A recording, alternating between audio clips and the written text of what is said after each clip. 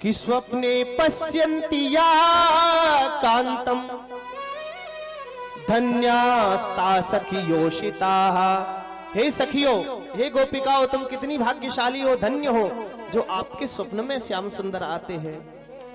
पर मैं क्या बताऊं, मैं स्वप्न की बात तुम्हें कहां से बताऊं।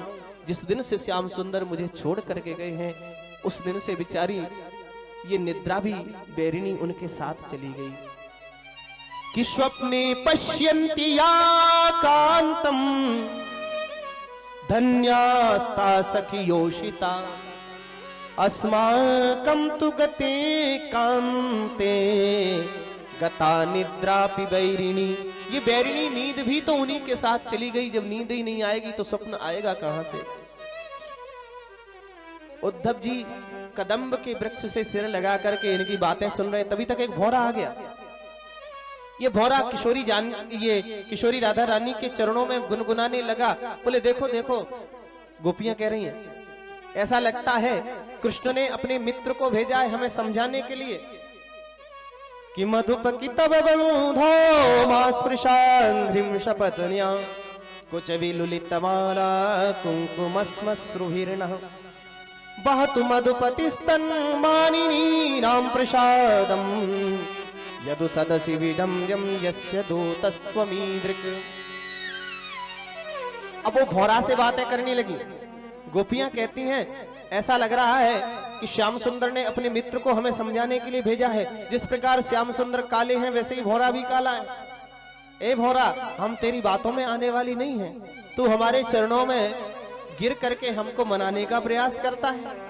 अरे जैसे तू कपटी है उसी प्रकार तेरे मित्र कृष्ण भी कपटी हैं। उद्धव जी सुन रहे हैं ध्यान से। जिस प्रकार तुम किसी पुष्प पर बैठ जाते हो, उसका रस ग्रहण करके फिर दोबारा उस पुष्प की ओर देखते नहीं, उसी प्रकार तुम्हारे मित्र कृष्ण हैं, हमारे पास आए, हमसे प्रेम बढ़ाया और रोती बिलकती छोड़ करके चले गए। एक सखी कहने लगी, बोले आज के नहीं है, वो तो हमेशा के हैं। बेचारी वो आई थी सूपनखा शादी रचाने के लिए, विवाह तो उससे किया नहीं, नाक कान और काट लिए। क्या बिगाड़ा था बाली ने कि मृगयुरिव कपीन्द्रं विव्यदे लुब्ध धर्मा स्त्रियम कृत विरूपाम सृजित कामयाना बलिमपि बलिमत्वा वेष्टय ध्वंस वदया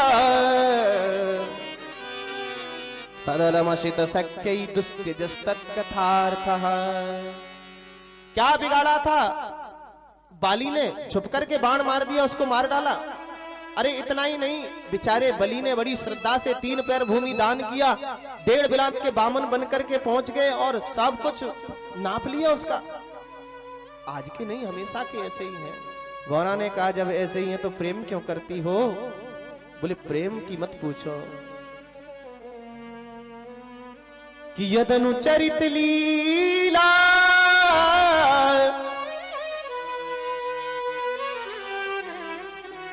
कर्ण पीयूष विप्रुट शकृदन विधूत द्वंद धर्मा विनष्टा। प्रेम तो इसलिए करती हैं कि जिसने एक बार उनको सुन लिया, उनको परख लिया, तो वो जबरदस्ती उन्हीं का हो जाता है। कि लखी जिन लाल की मुस्कान ताहि विशरी वेद विधि जप जोग संयम ध्यान। एक बार उनकी ललित माधुरी, सरस माधुरी, वेणु माधुरी, प्रिया माधुरी को देख ले, बस उन्हीं का हो जाता है। घोड़ा उड़ करके चला गया।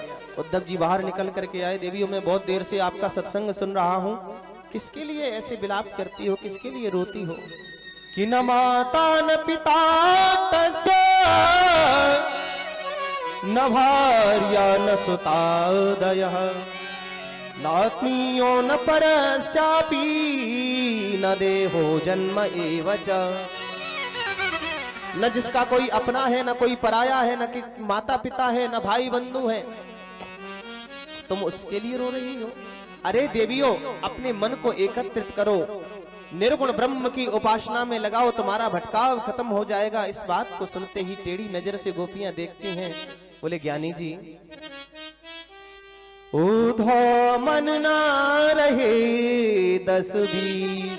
हे उद्धव, हमारे पास 10-20 मन नहीं है, एक मन था बेचारा। एक हतो सो गयो श्याम संग को आराधे ईश। एक श्याम सुंदर का हो गया, अब मन कहां से लाए कि इंद्रिय शिथिल भई माधव बिनु जो देही बिनु शीस। तुम तो सखा श्याम सुंदर के सकल योग के येस। उधो उधो मन ना रहे 10-20। एक मन था, उस श्याम सुंदर का दास हो गया है उद्धव। अब तो ये श्याम सुंदर ही सब कुछ है हमारे, हम कुछ नहीं जानती कि श्याम तन श्याम मन श्याम ही हमारो धन। आठो याम उधो हमें श्याम ही सो काम है कि श्याम गति श्याम मति श्याम ही है प्राणपति। श्याम सुखदाई सो भलाई शोभा धाम है कि श्याम ही ये श्याम पिए श्याम बिन नाही जिए। आंधरे की लाकड़ी आधार श्याम नाम है। हे उद्धव, तुम तो बावरे हो गए जो हमारे पास उनका संदेशा लेकर के आए थे कि ऊधो तुम भय बोरे जो पाती लेके आए दौरे। अरे योग कहाँ राखे हम, यहाँ रोम रोम श्याम है। हमारे तो रोम रोम में ही श्याम बसा है, तो हम तुम्हारा योग कहाँ राखे। तुम कहते हो वो निर्गुण है, हम भी कहती हैं वही निर्गुण ब्रह्म हमारी भक्ति पर प्रसन्न होकर के सगुण बन करके आता है। तुम कहते हो उसको मुख नहीं है, उसको हाथ पैर नहीं है कि जो मुख नाहिन है तो कहो किन माखन खायो। जो पग नाही तो गईयन के पाछे बन बन को धायो। मुख नहीं होता तो माखन कौन खाता, पैर नहीं होते तो गैया कौन चराता। तुम कहते हो उनके आंख कान नहीं है कि आंखन में अंजन दियो। उनकी आंखों में हमने काजल अपने हाथ से लगाया। आंखन में अंजन दियो गोवर्धन इन हाथ। गोवर्धन उन हाथों पर उठाया कि नंद यशोदा पूत है कुमार कान ब्रजनाथ सखा सुन श्याम के।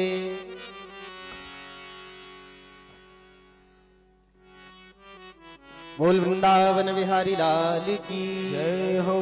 गोपियों ने एक बड़ी सुंदर बात कही, उद्धव तुम्हें क्या लगता है हम उनसे मिलने के लिए रोती हैं?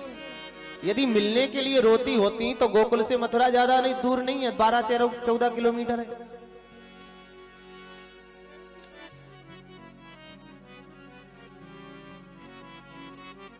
ज्यादा दूर नहीं। गोकुल से मथुरा इतनी भी दूर नहीं है कि हम उनसे मिलकर के न आ सके। यदि मिलने के लिए रोती होती तो सुबह से शाम तक 3 बार मिले आती। हम मिलने के लिए नहीं रोती, हम उनसे प्रेम करती हैं इसलिए रोती हैं। और जब हम रोती हैं तो वो हमें दर्शन भी देते हैं। तुम्हें क्या लगता है वो हमसे दूर है? बोले हमें भी दिखा सकती हो। बोले हाँ देखो वो कदम की डाली पर बैठ करके मुरली बजा रहे हैं। बोले हमें तो दिखाई नहीं पड़ रहे। तो बोले नहीं दिखाई पड़ रहे तो हम क्या करें? पहले अपना चश्मा बदल लो तो दिखाई पड़ने लगे।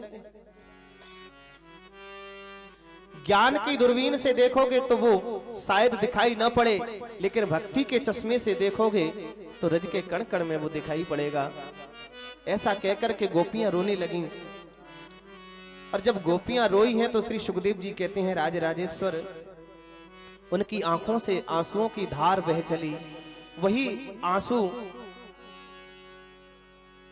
एक सरोवर के रूप में परिणत हो गए। वही सरोवर एक भाव की नदी बन गई और वही भाव की नदी प्रेम का सागर बनी। और उस प्रेम के सागर में उद्धव जी ने ऐसा गोता लगाया कि कई महीने व्यतीत हो गए। कई महीनों बाद जब याद आई तो फिर गोपियों को प्रणाम नहीं किया उद्धव ने, गोपियों के चरणों को भी प्रणाम नहीं किया।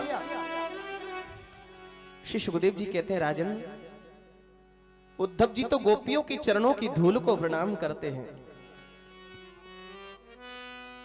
कि वंदे नंद स्त्री पुनाति भुवन त्रयम् इन गोपियों को मैं प्रणाम करने की सामर्थ्य नहीं रखता, इन चरणों की धूल को प्रणाम करता हूं। ये जो परीक्षित जी कहते हैं गुरुदेव उस चदरिया का क्या हुआ? बोले कौन सी? बोले जिसको ओढ़ के गए थे उद्धव जी, गई जितनी गोपियों का दर्शन अभी करके आए थे सब वहां प्रकट हो गई। उद्धव से कहा प्रभु ने कि ब्रजवासी बल्लभ सदा